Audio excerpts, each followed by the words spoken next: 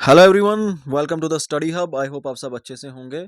तो हम आज से आपका जो जेकेपी एसआई सब इंस्पेक्टर का जो आपका सिलेबस है उसको पढ़ाना शुरू कर रहे हैं। ओके, तो इसके अंदर हम देख लीजिए, यहाँ पर मैं थोड़ा सा सिलेबस बता दूंगा। आपका जो हिस्ट्री वाला कंपोनेंट है, देखिए करंट अफेयर चलेगा साथ साथ में, और इसके हम आपको सीधे मॉड्यूल्स प्रोवाइड कर देंगे। ओके, और यहाँ पर अगर मैं बात करूँ history of India, Indian national movement, ये आपके अरुण सर ले रहे हैं इसकी क्लास।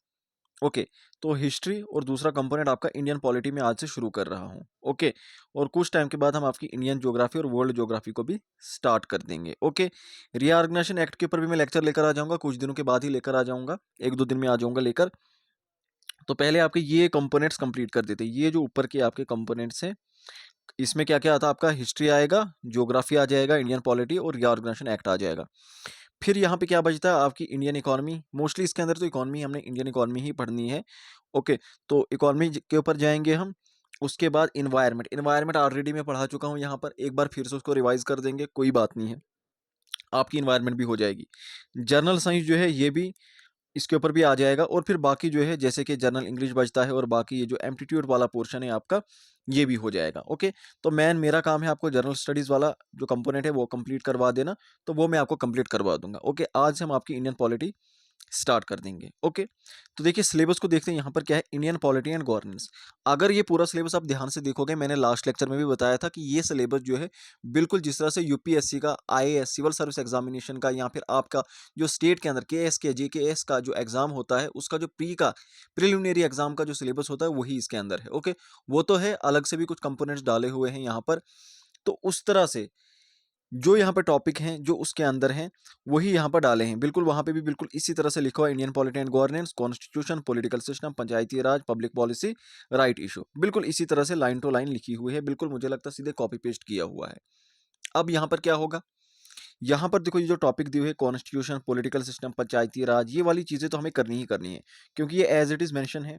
ओके, लेकिन यहाँ पर हमने देखा है आज तक जो हम ट्रेंड देखते हैं, जिस तरह से सब इंस्पेक्टर का एग्जाम लिया है, वहां पर किन किन जगहों से, कौन कौन से ऐसे वो एरियाज है जहां से क्वेश्चन आए हैं, वो भी हम करेंगे। ओके, तो इसलिए इंडियन पॉलिटी को, जो इंडियन पॉलिटी हम पढ़ते हैं, उसको हमने अच्छे से पढ़ना पड़ेगा। इन कंपोनेंट्स को तो करना है, उसके अलावा भी कुछ कंपोनेंट्स है वो भी करने पड़ेंगे। ओके, सो डोंट वरी, मैं यहाँ पर हूँ, मैं जानता हूँ मुझे किस तरह से पढ़ाना है, बस आप हमारे साथ बने रहे। ओके, तो पहला हमारा टॉपिक है कॉन्स्टिट्यूशन। ओके, तो meaning, function and types of constitution, आज हम कॉन्स्टिट्यूशन के ऊपर चर्चा करेंगे। देखिए कॉन्स्टिट्यूशन की अगर हम बात करें, यहाँ पर हम इंडियन कॉन्स्टिट्यूशन की बात नहीं करें, ओवरऑल कॉन्स्टिट्यूशन इन जनरल बात करें, कॉन्स्टिट्यूशन होता क्या है। ओके, तो अगर मैं आपसे पूछूंगा भाई कॉन्स्टिट्यूशन होता क्या है, आपका क्या जवाब होगा। देखिए कॉन्स्टिट्यूशन को जरा ब्रॉडर वे में देखिए, कॉन्स्टिट्यूशन पूरा का पूरा संविधान। ओके, तो ये चीज क्या है, एक ऐसा कॉन्स्टिट्यूशन। ओके, कॉन्स्टिट्यूशन का मतलब क्या है, कोई ऐसी चीज जो क्या काम कर रही है, बेसिकली क्या काम कर रही है, कंट्री को रन करने में मदद कर रही है। अगर आपके पास कॉन्स्टिट्यूशन नहीं होगा तो आप कहाँ से बोलोगे कि हमें क्या चीज करनी है, क्या नहीं करनी है, इलेक्शंस किस तरह से करवाने हैं। ओके, किस तरह से सरकार बनेगी, किस तरह से सरकार गिरेगी, किस तरह से जो है बाकी चीजें रन होगी, किस तरह से लोगों के पास कौन से राइट्स होंगे, कौन से राइट नहीं होंगे, ये सारी चीजें कहाँ पे लिखी हैं, संविधान के अंदर दी हुई हैं। ओके, कॉन्स्टिट्यूशन हमें प्रोवाइड करता है ये सारी चीजें। ओके, तो इस तरह से कंट्री रन करती है। कॉन्स्टिट्यूशन का इसीलिए जो बेसिक डेफिनेशन है, कॉन्स्टिट्यूशन की बेसिक डेफिनेशन यही होती है कि basic rule book of the country which is use to run the country. यानी ये क्या है, रूल बुक है कंट्री की, कंट्री को किस तरह से चलाना है, तो वो रूल्स उस बुक के अंदर दिए हुए हैं, उसको हम कॉन्स्टिट्यूशन बोलेंगे। एक लैटिन वर्ड से लिया गया है जिसका मतलब होता है टू इस्टेब्लिश आर सेटअप। तो कॉन्स्टिट्यूशन क्या है, सेट अप फंडामेंटल प्रिंसिपल, बिल्कुल बेसिक प्रिंसिपल्स है, बिल्कुल बेसिक, उनसे बेसिक फिर कोई भी नहीं है। जो क्या काम करते हैं, जो by which a state is formed or govern, जिससे एक स्टेट बनाई जा सकती है, यहाँ पर एक स्टेट को गवर्न किया जा सकता है। अब यहाँ पे स्टेट का मतलब आप ये नहीं समझना पंजाब, हरियाणा, यूपी, बिहार। स्टेट का मतलब यहाँ पर ओवरऑल कंट्री की बात की जा रही है। ओके, तो कॉन्स्टिट्यूशन क्या है, fundamental law of the land that fulfils a society's aspiration and goal. तो फंडामेंटल लॉ है, यानी बेसिक लॉ यही है, और बाकी जितने भी लॉज हैं वो यहीं से लिए जाएंगे। जो भी कानून बनाना है उसका प्रोसीजर कहाँ पर होगा, इसके अंदर दिया होगा। ओके, और ये बेसिक लॉ होगा, सबसे पहला लॉ होगा फंडामेंटल लॉ का ये मतलब है। ये क्या काम करेगा, फुलफिल अ सोसाइटीज एस्पिरेशन, सोसाइटी क्या एक्सपेक्टेशन रख रही है, किस तरह की सोसाइटी होनी चाहिए, सेकुलर, सोसाइटी होनी चाहिए, यहाँ पर सेकुलर होनी चाहिए, या फिर क्या होना चाहिए, किसी पार्टिकुलर रिलीजन के ओरिएंटेड होनी चाहिए। हमारी सोसाइटी में क्या होनी चाहिए, रिपब्लिक होनी चाहिए या फिर मोनार्की होनी चाहिए। तो एक्सपेक्टेशंस क्या होंगी, उन एक्सपेक्टेशंस को फुलफिल करती है। और गोल्स क्या होंगे, हमारा गोल क्या है भाई, हमारा गोल है, हम क्या चाहते हैं, हम लिबर्टी चाहते हैं। हमारा गोल क्या है, हम डेमोक्रेसी चाहते हैं। हमारा गोल क्या है, हम क्या चाहते हैं, हम सेकुलरिज्म चाहते हैं। तो इन गोल्स को फुलफिल कौन करेगा, इन गोल्स को फुलफिल किया जाएगा कॉन्स्टिट्यूशन के द्वारा। आई बात समझ, कॉन्स्टिट्यूशन क्या है। ओके, उसके बाद ये बात कर रहा है कॉन्स्टिट्यूशन की टाइप्स की। अगर हम बात करें तो कितने किस्म का कॉन्स्टिट्यूशन है, किस किस टाइप का कॉन्स्टिट्यूशन आता है हमारे पास। तो देखिए, एक होता है रिटन और अनरिटन। राइटिंग के बेस के ऊपर, राइटिंग के बेस के ऊपर भी नहीं कह सकते हैं, लिखे हुए तो दोनों ही होते हैं, अनरिटन भी लिखा ही होता है, बस वो कोडिफाई नहीं होता, आगे समझा दूंगा। एक रिटन अनरिटन, दूसरा होता फ्लेक्सिबल या इलास्टिक, रिजिड या इन इलास्टिक, इवॉल्व्ड या इनेक्टेड। ये अलग अलग टाइप से कॉन्स्टिट्यूशन की, एक एक करके इनके बारे में जानते हैं ये क्या है। सबसे पहले देखते हैं रिटन और अनरिटन कॉन्स्टिट्यूशन। ध्यान से सुनना मेरी बात, ध्यान से, इसमें बहुत सारे बच्चों को कंफ्यूजन रहती है।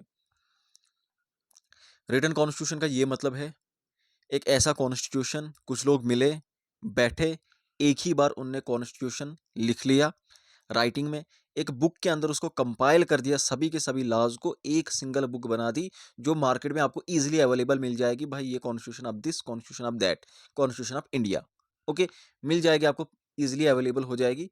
ये होता है रिटन कॉन्स्टिट्यूशन।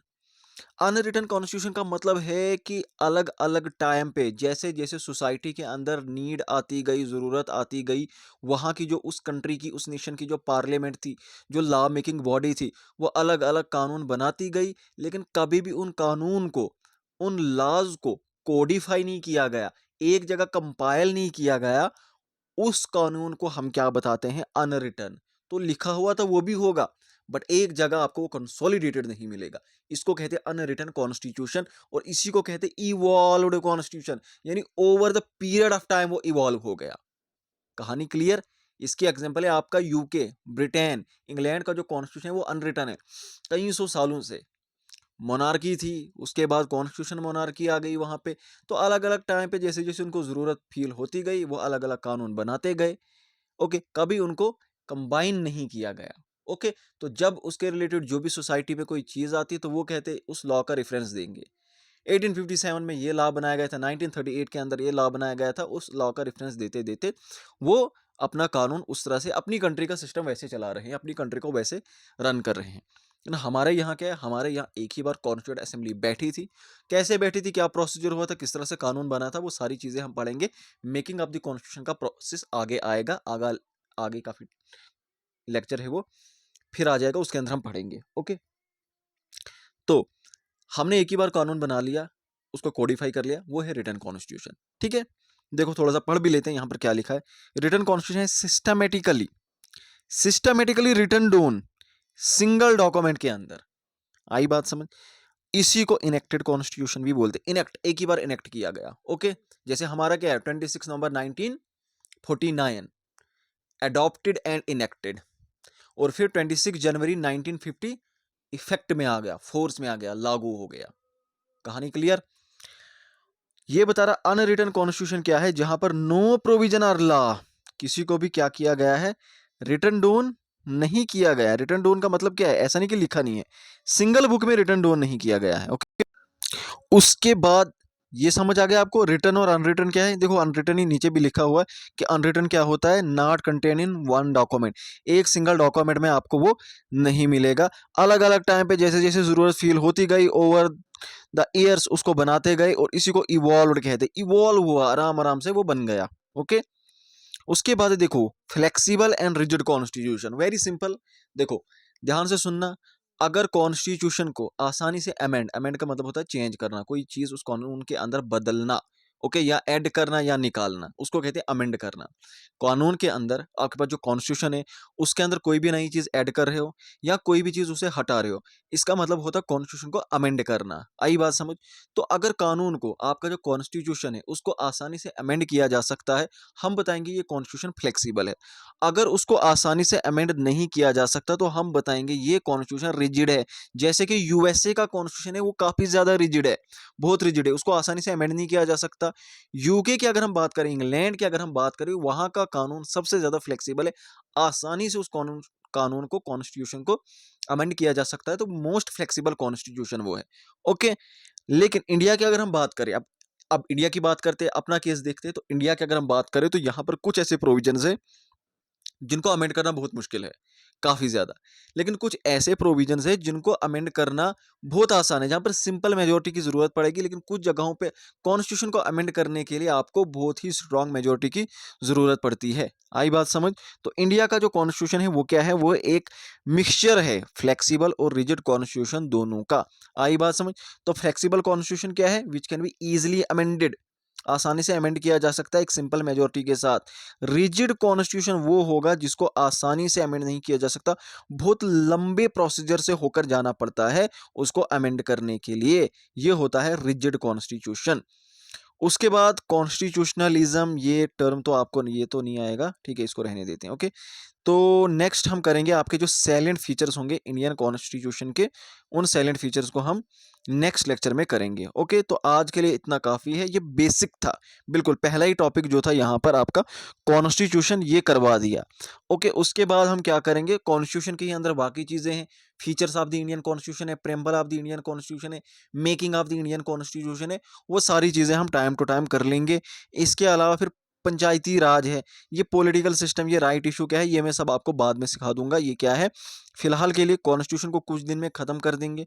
उसके बाद कुछ इंपॉर्टेंट टॉपिक्स होंगे जो यूजुअली पूछ लिए जाते हैं हर एग्जाम में इंडियन पॉलिटी से, उनको भी हम कंप्लीट करेंगे। ओके, तो उसके बाद 2-3 दिन के ही अंदर जो है मैं आपका रीऑर्गेनाइजेशन एक्ट भी ले लूँगा, या हो सकता है कल ही ले लूँ, आई एम नॉट श्योर। 1-2 दिन में तो डेफिनेटली इसको मैं एक ही लेक्चर के अंदर सम अप करवा दूंगा, एमसीक्यूज भी इसके ऊपर मैं करवा दूंगा, तो आपका ये टॉपिक भी खत्म हो जाएगा। हिस्ट्री तो चल ही रहा है, एंशिएंट हिस्ट्री चल रही है, कुछ दिन में खत्म हो जाएगी वो भी आपकी, और फिर उसके बाद ज्योग्राफी हम आपकी शुरू कर देंगे, ठीक है। तो मैं चाहता हूँ कि ये अच्छे से, जल्दबाजी हमें नहीं करनी है, अभी काफ़ी टाइम है, अभी तो एडवर्टाइज भी प्रॉपरली नहीं आई है, तो अच्छे से करो, अच्छे से तैयार हो जाओ, इस बार कोई कसर नहीं छोड़नी है, ठीक है। Thank you so much.